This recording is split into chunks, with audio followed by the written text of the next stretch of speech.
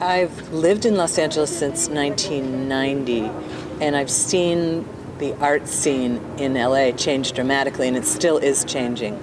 Looking at Miami, I see two things in Los Angeles that I don't see here, maybe three. The first is that what's happened in Los Angeles in the last 10 years is that many very important New York art galleries have opened galleries in Los Angeles. So that's huge, because if you believe there's enough of a collector base to support a major New York gallery, an outpost, I mean, to be sort of sarcastic about it, if Larry Gagosian doesn't have a gallery in Miami, then Miami must not be very important. But there are a lot of good dealers and important dealers that are opening and are successful. So they don't open and then close. They open and they've been able to stay in LA. The other thing that's really important, and these are related, is that there are many excellent schools, art schools, in Los Angeles. And they bring people to the city, and then people stay and form community. So the art community, in many ways, is linked to and comes out of the educational community, and that's really important. And I think that's a strength of Los Angeles. So we have a very active art community with a lot of very well-known artists, many of whom moved to Los Angeles for the freedom that exists there. It's apartness from New York. Now Miami probably has that too.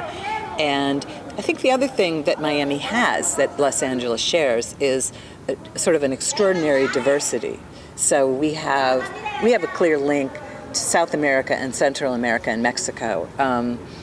And that's important. Miami obviously has a similar, although maybe not quite as diverse, because we have a huge, also, relationship with the Pacific Rim, with many, many cultures, and that is very important in terms of artistic expression. And we have also, and I think Miami is beginning to have this, extraordinary institutions which range from museums of contemporary art to the Getty Museum, to the Norton Simon Museum. And these are people who collected really amazing work over time, and some of them gave those collections to the museums.